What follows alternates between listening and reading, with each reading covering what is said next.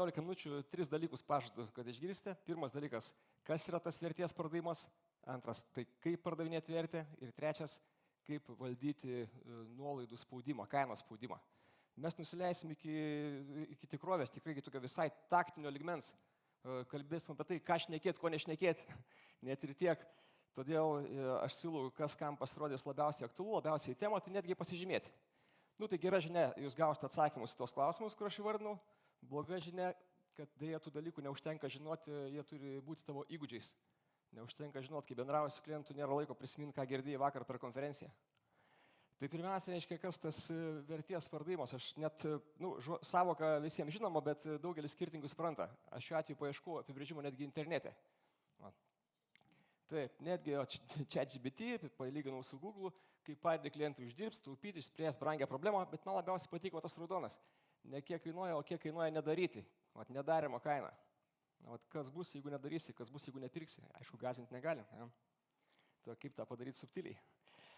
Ir toliau, reiškia, aš remsiuos ne tik savo patirtim, bet tyrimų, nes aš tikiu mokslu. Tai yra kompanija Hathaway International savo laiku yra atlikusi didžiausią, kada nors publikuotą pardavėjų elgsenos tyrimą. Savo laiku man teko būti tiesiogiai kompanijos Hathaway mokymuose. Aš karts nuo karto vėlgi pasitikrinu šaltiniuose viešuose, ar yra gal naujesnis tyrimas, gal didesnis, iki šiol nėra nei naujesnio, nei didesnio.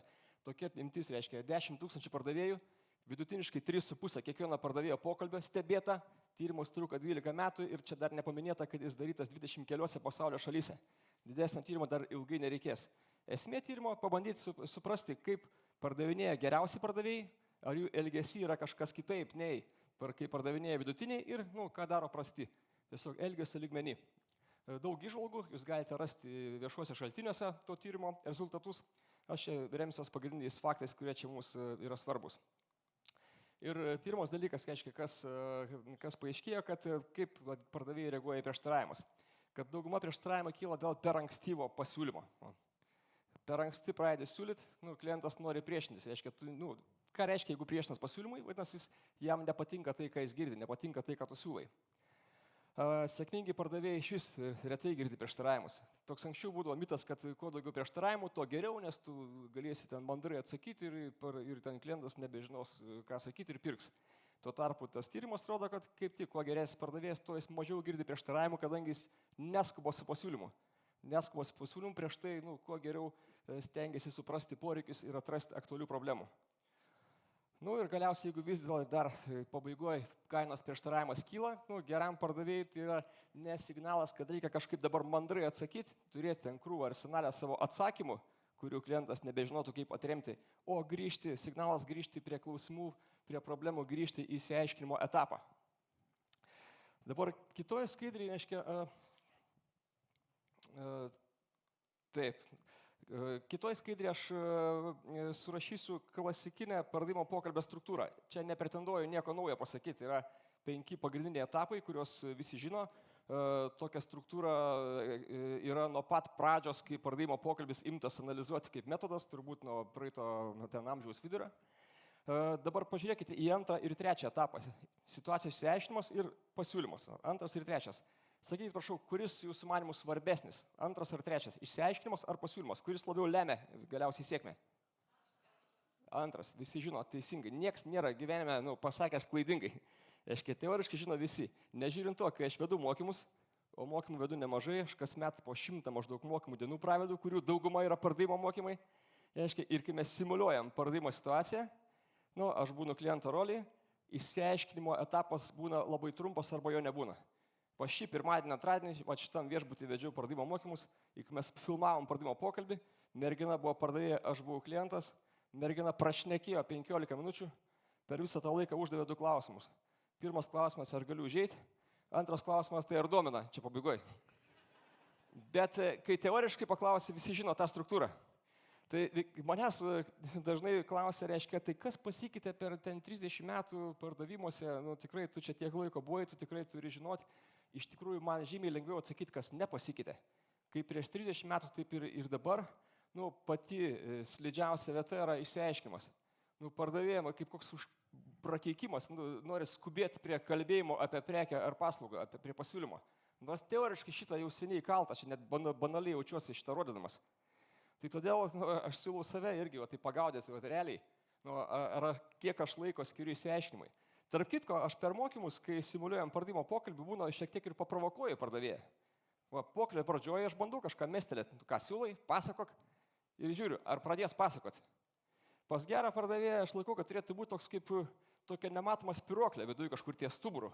Tavęs joks klientas neturėtų išbalansuoti ir priversti pradėti siūlyti anksčiau, nei turėjai galimybę išsiaiškinti. Jeigu užtenka pardavėjo, pirkėjo, atsiprašau, kažkokias provokacijas ir tu pradedi kalbėti apie pasiūlymą, praskipinės išsiaiškinimą, reiškia, tos spiruoklės dar nėra. Tai kokia ta magija turėtų vykti tam išsiaiškinimo antram etape, kad mes būtumėm vertės pardavimo pokalbėje. Kiek kainuoja nedaryti, ne kiek kainuoja daryti, o kiek kainuoja nedaryti. Ir čia aš pasidalinsiu tiesiog taktiką, kurios autorystė priklauso Hathwaite International kompanijai. Po tyrimo, po išvadų, jie suformulavo, reiškia, modelį, kaip veda pokalbį dauguma geriausių pardavėjų. Tai yra išsiaiškinimo etapo struktūra, kokie klausimai ir netgi kokia tvarka, iki taktikos. Reiškia, pirmiausia, situaciniai klausimai. Tai yra faktai apie situaciją. Aš čia raudonai rašiau pavyzdžius, kurie tiesiog pavyzdžiai, kiekvienu atveju jie gali būti kitokie. Ką naudojat, iš ko perkat, kaip dažnai, kuriom kryptim važiuojat ir panašiai. Šitie klausimai reikalingi pardavėjų, kad suprasti iš visą, ką čia toliau galima siūlyti, bet jie nedaro poveikio. Jie nedaro poveikio, jie nepadeda įtikinti. Jeigu vieni situaciniai klausimai, čia panašu į tardymą. Čia nėra nieko apie vertę. Žymiai svarbesni probleminiai klausimai. Su kokiais sunkumais susidurėt, kokios problemos kyla, nežinau, brokas, vėlavimai. Nes jeigu klientas patenkintas to, kaip yra dabar, to, ką turi, jam nereikia pokyčių, jam nereikia naujų pasiūlymų, jam nereikia kito tiekėjo, jam nereikia kito produkto. Tai turi žinot, kokių problemų ieškosi. Čia viena iš svarbiausių dalių. Patys geriausi pardavėjai dar nesiūlo. Jeigu pripažino problemą, klientas, aiškiai, jie aktualizuoja. O kaip aktualizuoja, klausia apie pasiekmes. Čia pats svarbiausias etapas, tai yra tas skausmo vieta, kas blogo vyksta, kaip problema vyksta. Jeigu pasitaiko vėlavimų, kiek tai papildomai kainuoja. Jeigu pasitaiko brokas, aiškiai, kokių dėl to patiria neigiamų pasiekmių, kaip reaguoja užsakovai.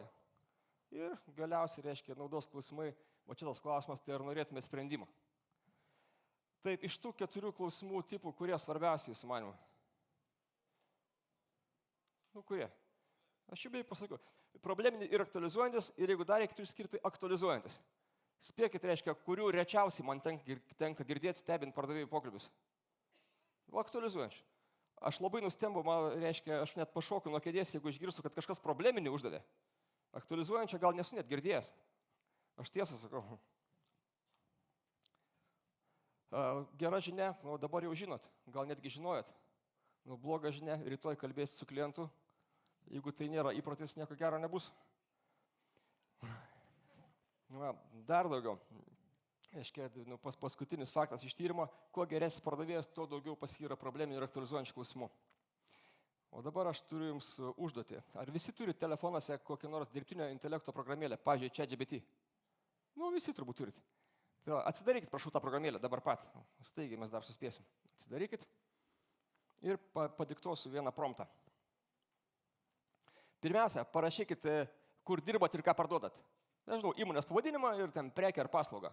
Nepatingėkit. Įmonės pavadinimas ir prekę ar paslauga, tiesiog apie save. Dirbu tokiai tai įmoniai, parduodu tokią tai prekę arba tokią tai paslaugą. Tada antras sakinys, parašykit, kam norėtumėt parduoti. Galit kliento tipo, įmonės tipo. Pavyzdžiui, statybiniai bendroviai dideliai, ar viešbučiui, ar logistikos bendroviai. Kam norėčiau parduoti. Prieš tai, kur dirbu, ką parduodu. Antras sakinys, kam norėčiau parduoti, kas klientas. Potencialus, į ką nustaikiau. Jau parašėt? Noriu, kad visi spėtų. Dabar trečias svarbiausias sakinys, paliepimas. Rašykite taip, pasiūlyk spin klausimus. Spin, S-P-I-N. Nuo žodžio implication questions. Lietuviškai aš verčiu aktualizuojantis, bet ChatGPT žino spiną. Pasiūlyk spin klausimus. Ir spauskit enter, žiūrim, kas gavos.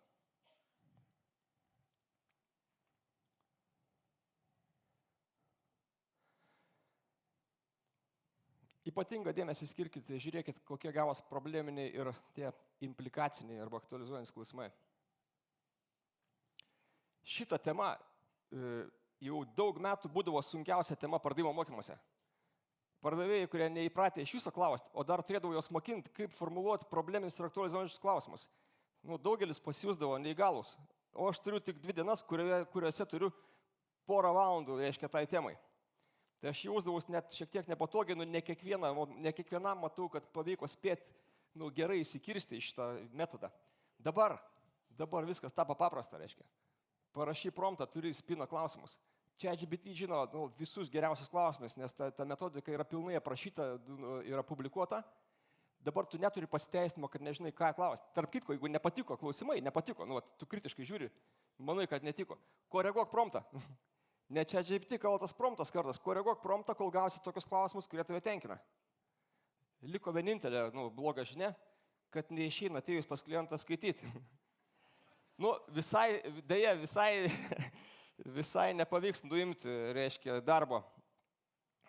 Teks bent jau mašinui, per skambutį galima, bet jeigu vizitas, tai ten prieš Zoom pokalbį ir ten prieš išlipant iš mašinos, gali ten pasidaryti. Vaikystėje eilėraštuką prieš naujus metus išmokdavot mamai padeklamuoti, o čia tai reikia klausimus kelis prieš susitikimą. Gera žinia, kad yra ribotas kiekis problemų, kurias tavo produktas gali išspręsti geriau nei konkurentai. Ten nuo 3 maksimum 6 problemas, dažniausiai mažiau. Tau nereikia prieš kiekvieną pokalbį iš naujo, reiškia, naršyti apie ką čia, kokių čia problemų ieškoti, kaip jas aktualizuoti. Iki 3 dažniausiai. Bet kažkokias 3, kurios tikėtina, kad ten pasitaikys ir jeigu jos pasitaikys, aš galėsiu jas aktualizuoti ir tada galėsiu pagrįsti, kokiu būdu perkant iš manęs tų problemų bus mažiau, jeigu jų vis dar bus spręsis greičiau, tai yra vertės pardavimas per tai, kiek kainuoja nepirkti. Ar prisiminsit? Jeigu viską pamiršti, prisiminkite tą promptą. Kaip tu ten besuktum, vis tiek bus tokių, kurie prašys nuolaidos. Pradžioje, reiškia, tu bandai grįžti ar į poreikį išsiaiškinimą, į spin klausimus. Bet jeigu jau viską išnaudojai ir ChatGPT viską, ką galėjo, tau pasakė, galva tuščia, nebežinai, kaip toliau tą vertę pūsti, tada tenka kažkaip tai vartytis su to nuolaidos spaudimu. Reiškia, šitoje lentelėje aš surašysiu, kaip elgiasi su nuolaidom, kaip elgiasi dėrybose dėl kainos geri dėrybininkai arba stiprus pardavėjai dėrybų etape ir dešiniai pusėje, kaip elgiasi silpni. Nesumaišykit, kairiai kaip jums reikėtų elgtis, dešiniai kaip nedėrėtų. Taip, pirmas, geri pardavėjai patys neužsimina apie nuolaidas. Patys neužsimina. Geležinė taisyklė, nuolaidų temą turi inicijuoti klientas. Prasti dažniausiai užsimina patys. Kainuoja 100, bet jeigu perka 90, girdėta kažkur. Tai va, čia turgui su arbūzais, su pomidorais gal galioja, bet B2B sektoriai nedėrėtų. Jeigu tu taip elgėsi, tu tikrai pridalini nuolaidų ir ten, kurių nebuvo būtina duoti. Antras, geri dėrybininkai nukelia nuolaidų temą į pokalbio galą. Jeigu klientas prašo, bet prašo per anksti, tai yra nukelt. Nukelimo tikslas koks? Kad gal pavyks dar labiau sudominti, dar prie problemų grįšim, gal atrasim dar kažkokių pasiekmių. Arba tos nuolaidos nebereikės, o jeigu reikės, užteks mažesnės. Jei manęs klausia anksti, kokią nuolaidą pritaikysi, apie kainą būtinai pakalbėsim, o prieš tai galėčiau dar porą dalykų paklausti. Prasti, anksti leidžiasi dėrybos. O jeigu viską pamiršit, prisiminkit trečią, čia pats svarbiausias. Geri dėrybininkai irgi gali padaryti nuolaidą, čia nėra nuodėmė, tai nėra blogo dėrybininko požymis, bet pagal trečią geležinį principą, nuolaidos tik tai mainais už kažką. Padarau nuolaidą, jeigu paimsi didesnį kiekį. Padarau nuolaidą, jeigu didesnį asortimentą, geresnę vietą lentynui. Greičiau apmokėsi ir taip toliau ir panašiai. Turi iš anksto apgalvoti prieš darybos, ką iš tokio kaip jis galėsiu prašyti mainais, jeigu visgi viską išnaudosi ir ant galo vis tiek teks padaryti nuolaidą. Prasti tiesiog atiduoda. Prasti geri darybininkai mažai žingsneliais, ne iškart viską, ką galėjo. Tokiu būdu ne viską tenka atiduoti. Prasti dažniausiai iš pirmo karto viską, ką galėjo, kad neskaudėtų. Ir paskutinį šitam sąraše. Geri darybininkai patys tiki savo pasiūlymo vertę. Aš tikiu, kad ta prekė verta tų pinigų, kur parašyta etiketė į kainoraštį. Prasti dažniausiai tą tikėjimą praradę. Jiem tiek dažnai sakė, kad brangu, kad jie patys jau nebetiki, kad už pilną kainą atsiras durnius, kuris pirks.